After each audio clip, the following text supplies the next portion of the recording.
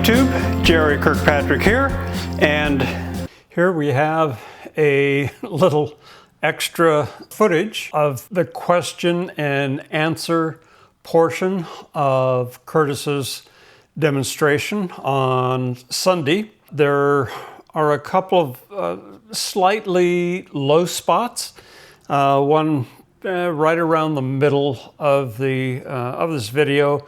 One will be at towards the end, but I'm going to leave them in for two reasons. One, for the continuity, and secondly, is if you listen real close, there was some very interesting back and forth amongst just the audience itself while Ron and Curtis were speaking. So when you hit a kind of a slow spot, just continue listening and it'll pick up again until we get to the end. So here we go. Goes hard and springy. It's like hell. Would you anneal it at that point then? No, I've never annealed the whole thing. Okay. And then when you do the sides, it's very easy to suddenly end up with too much shape in that, like the valley. Right. You've got to get the valley to curve to match the side of the valley in the jig. Sure. And I've often thought it would be easier to actually hammer it up that was why I kind of asked where you started with that. Yeah, I guess with the Cobra, well, I guess that's there. So, yeah, I don't remember how exactly I did this. I kind of just do things as I need to do them, and I just kind of work intuitively at this point. Yeah. Do you use filler on your gas welds, or the Filler? Like a filler rod? Oh yeah. I usually like to, because I like to hammer my welds out.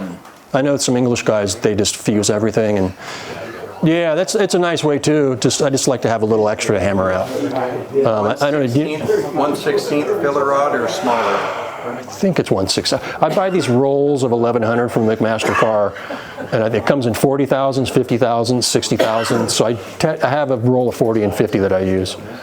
Yeah, but you know Jimmy Kilroy over at Moles, he fuses everything. Yeah. And I know I've seen a lot of the Italian stuff was just fused, and it just is a little divot.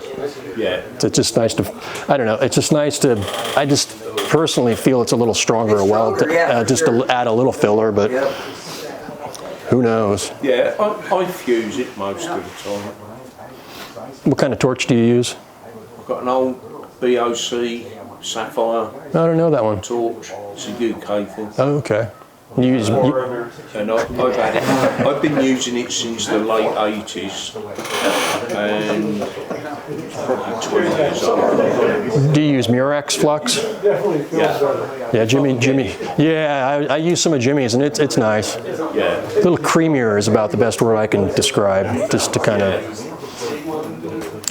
But I don't know what else. The flux thing that made me go insane. It went really weird. 2010, 2011. Well, the composition of it, you mean, or? Yeah. Really weird. Yeah, they taken something out of it. Oh. Yeah. Whatever. And the modern replacements for it. It definitely ain't the same as what it used to be. No, that sucks. At the moment, I'm running on. I've got about half a pot left of that Murex. I bought some stuff from Force Chem back in I think the late 70s, early 80s. Fournier put those books out, and in there uses Force Chem flux, and he gave an address in the back. So I called, and this was probably in the mid 80s. And they said, yeah, we have it. The minimum order is 20 pounds. Yeah. So I had to buy 4 jugs, 5 pounds apiece. And I'm finally just getting through my first jug of 5 pounds. And I have 1 left, and I've given two other friends. And I have enough for the rest of my life, yeah. I don't know what else we can do with this. Let's see. I'll clean up this edge.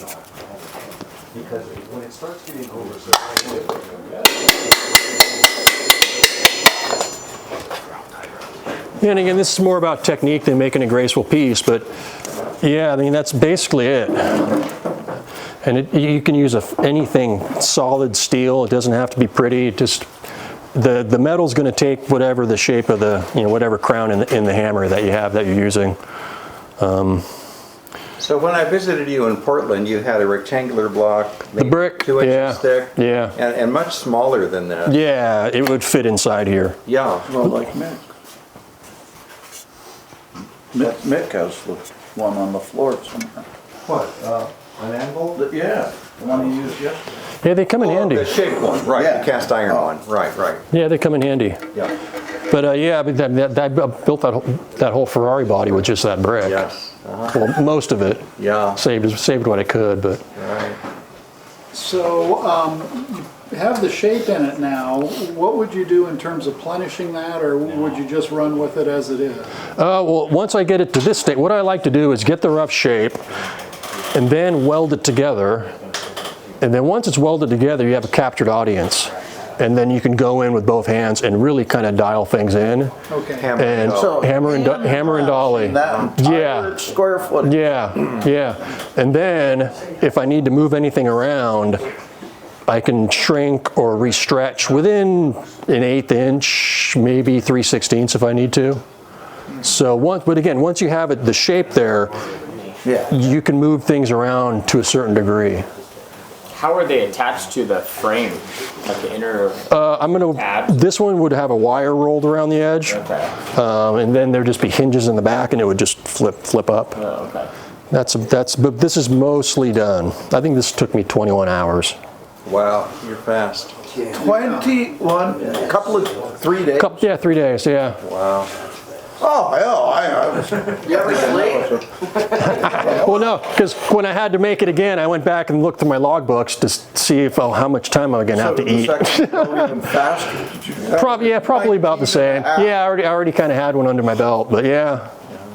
And then I brought this piece. This is kind of an example of what you really can kind of do with a block like this. You can just kind of use it, and it forces the metal up. So you would use something like this, and just kind of, and then just hammer it. And then I would planish this onto here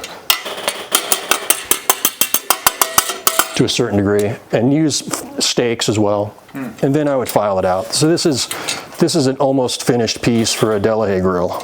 You're doing the same thing with paper? Paper, cardboard. Cardboard? Yeah, Cardboard. yeah, heavy card. It does the same thing. They make a pattern. Make a pattern. And yeah, years ago, Kent White came down to Dad's shop, and he had an upholsterer with him. And they were looking at what I was doing, and the upholsterer just said, yeah, you've got to be able to visualize the patterns in your head. Because I mean, upholstery and this is really the matter of fabric and metal, but where your seams are going to be and how things are going to join are pretty similar. So yeah. Is that brass or copper? This is copper. Oh, okay. Yeah, I like to use copper when it's going to get chrome plated, because then they can just skip the whole copper step. But yeah, I'll So pass is this this around. a discarded part? Did you? I started making the grill, and it's kind of a resto rod, so it's not really going to be. The guy doesn't want. He's actually talking about chopping it now. I see. So you restored a car at this vintage, but No, this was for the car, but halfway through it, I thought, Bill, I can just make this in aluminum and save you $5 or $6 grand in chrome. And he said, yeah, that sounds good. So that's fine. I have all the pieces for it. I'll just wonderful. maybe. And how much time do you get to that point from a flat sheet of copper? That's probably a day. Yeah, a lot of work Maybe a there. day, yeah. Gorgeous work. But again, you use just simple stuff. You can be pretty effective without big equipment and. You can, yeah. Well, like I said, I've been doing this for 46 years, so yeah. So is there quite a bit of annealing that has to go through during the process? The copper takes to annealing really well because it can be really hard. So that, I mean, at work hard is real quick. Yeah, it really does. So have you annealed this more than once? That piece, maybe once in each of the heart. maybe let's see, you'd see from the heat. Looks like I mainly just annealed right around the front here. So did you anneal the whole part before you started? Yeah. Re-anneal Yeah. one or two spots afterwards? Probably. I can't remember if I re-annealed it, but yeah, you can see from the heat pattern. Ron likes annealing. So, yeah.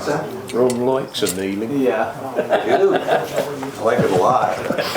Hey, Curtis, Yes. what size pieces, or what governs the size of the piece you'll start with? Well, on this piece, as I said, my friend loaned me his body, and I had pictures of these being made. Okay. So I make all my seams as accordingly. Yeah. Okay. Yeah. And they're all over the place. The side pieces are made in 3 pieces, and one piece is this big, one piece is this big, and one piece was like 10 inches. And this other side was different. So, yeah, you can drive yourself crazy trying to make Italian cars symmetrical because they really didn't care. Yeah. All right, so you're really not limited. It's kind of how far. Well, they're being efficient with their materials and just grabbing stuff out of the bins.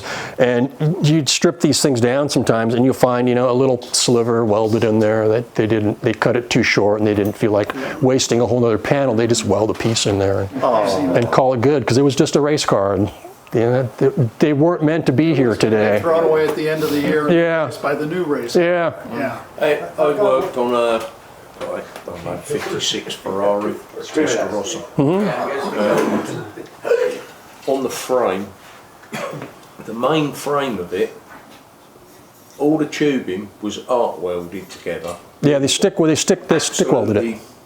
Faultless. And then where they stuck all the superstructure on to hold the body up, it can be hideous. there was arc welds that were like, they've got slag all along one side, they're not even connected to the other on some parts of it. Yep. Because they never took the slag off. To see. They just painted over it. Wow. And you would find these gaps along it.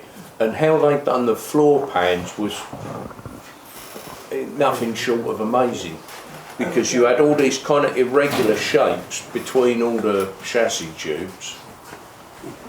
And they took a piece of, say, cardboard, or even the aluminum, and they cut it loosely to that square, or rhomboid, whatever shape it was. Rhombohedron or Yeah, right in there. And then they would solid rivet a strip of steel around the edge of the piece of aluminum. They would then push it down into the hole, and they would tack weld the steel strip wherever it touched to the frame, and then literally take a big hammer and smash it in where it didn't fit, and then put another tack weld on it. Yeah, the hierarchy. So crude. The hierarchy of craftsmen were pretty varied. The guys that did the bodies were really good, and the chassis are beautiful. But the structural apprentices got all that work, and some of it's just horrendous. We did a A6 Zagato, and between the rocker and the frame rail were 3 pieces of different tubing. So they just pulled the rocker out of the parts bin probably, and who knows, the kids just somehow got it attached to the chassis. Yeah. And it's horrible. Yeah. I've got one more question on Yeah. annealing on the copper. Do you use the same process with the marker? Or? Oh no, copper you just get bright red and quench it. Oh, okay. Yeah, it's pretty easy. Yeah. Okay. Yeah, the opposite of steel. Did you say you gas welded that? This is all gas welded, yeah. So when Tim White came down, did you use his method with those goggles? Oh, Kent White?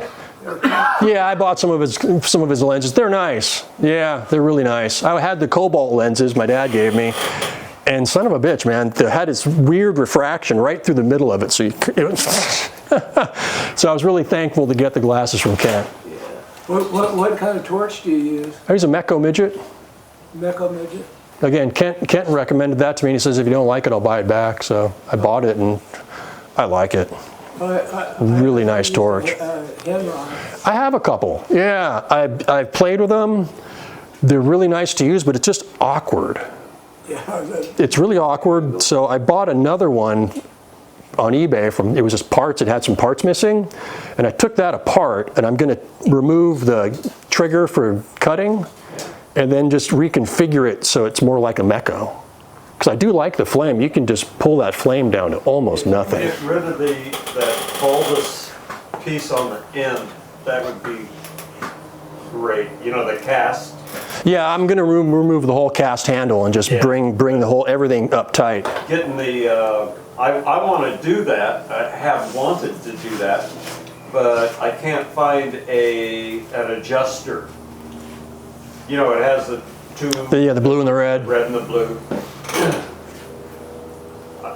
I can't figure out how to cut those because in that block is the relief for the cutting. Yeah, I think that's all just furnace brazed together. I haven't hit a torch with it and see if we can get them apart, but I think that whole circuit for the cutting can be isolated. Oh, easily. Yeah. It doesn't even know it belongs there. Exactly. But like I say, the knobs are the only thing that's held me back. I've got for the Y's on my. Well, you can't see it. I was thinking about getting just the straight throughs and then machining all of that off and then silver soldering that with a bead fitting on the end. I'll probably die before I get that done. The Victor control, they're separate, just a ball on a knob and then a brass. Are they screwed in? I think so. If they are, What is it lunchtime? It's good and close. 11:30. Yeah, it's a little filthy. I haven't missed anything before you got here. Where's your shop at? I'm down in Healdsburg, Windsor, Healdsburg. I'm about an hour. Sebastopol. Oh yeah, my girlfriend's in Sebastopol. Come by. I want to see. I'm going to pass. It's a little dirty, The but guy works on Mercedes-Benz cars, are you? I know. I've done a Mercedes, but just the one. What is this part you're looking at? When I was getting out of college, I was looking for shops to do work for, and Ron Sims was right down the street. Oh, yeah, I know him. So he said, hey, could you make me an air cleaner cover with a peak in it? And I made that, and he said, well, that's really cool, but it's not going to fit in the S&S air cleaners. So he gave me an S&S air cleaner to make stuff off of. So that was just my little demo piece. There you go. But that's 30 years old. Curtis, can you explain to us your background and history and how you came to this, as it's such a unique trade? Dad was an engineer, and he restored a 52 Alvis back in the early 70s, and he took it around to all the shows and just won everything, and people just started having him do that. Then he started judging Pebble Beach, and he was really involved with the early 70s Pebble Beach. He primarily a body restorer? He did a little bit of everything. So he was a mechanic? Everything.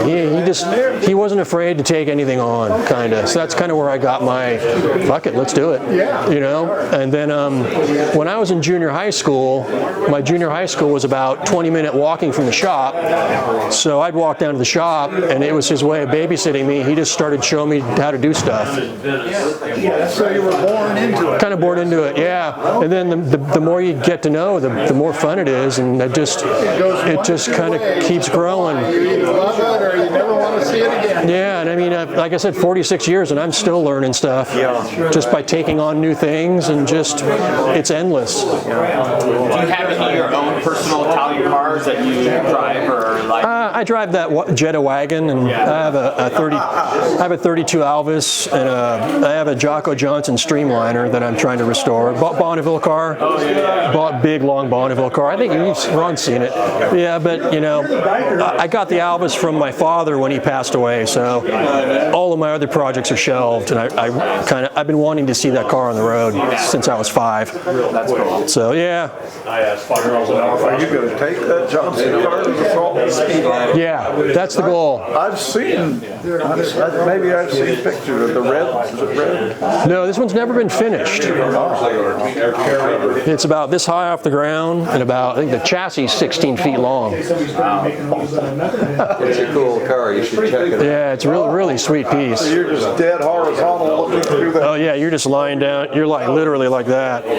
Flathead, front wheel drive. It's a pretty cool piece. Oh, when was it? Curtis, shall we wind it down? Yeah, let's wind it down. Is there more than you? No, I think we're good. Unless anyone. See if there's any last questions. That was a demo piece I did for Ron Sims down in Hayward. Just trying to find, after I graduated, just trying to find shops to do that needed stuff made. I ended up doing about 15 or 20 different pieces for him. But When you formed that piece, I mean, did you make a little shape out of it? That's welded, isn't it? it's welded on the peak. Yeah. I hammered it over just a round mandrel. So folks, if anyone has questions for Curtis, this is the time to ask them. Yeah. Variety of sizes? Yeah, pretty much. You can use. How big of a deep? I have pieces of angle iron with a flange that I can stick in a vise. So yeah. And you can try to whip one up if you want the size you don't have. So Pretty much. Wood's just easy because wood's nice because you can round the edges off so it's not leaving any marks. So yeah, no, it's a pretty effective tool. Basically a tree stump. Yeah. I got a question. Yeah. What gauge is that copper? That copper's 063. 063. Anything just copper, right? I think it's 101. Okay. Yeah, about the purest copper you can get. You anneal it. I haven't. Just get it cherry red and quench it. And so the quenching's like you have to quench it. Yeah. I'm not sure that's true. Oh, I don't know either. I've been told, I don't know this for sure, but when you quench it, it retards the grain growth, and grain growth isn't desirable because you lose the flexibility of the metal. So the quenching does prevent the grain growth, but it's annealed if you just get it red and let it cool. Okay. So it's very cool. Yeah. So I hope you enjoyed that question and answer segment. It was very informative to those of us who were present to watch that interaction. So the next video that will be coming up will be basically the same thing, but with Ron Covell's demonstration, where after he was, or in fact, during his demonstration, there were a lot of questions that came up, started by the molecular structure of aluminum. So watch the next video. I think you'll be quite informed by the questions and answers. So thank you very much for watching. Please like and subscribe. Buy me a coffee if you would. See you later.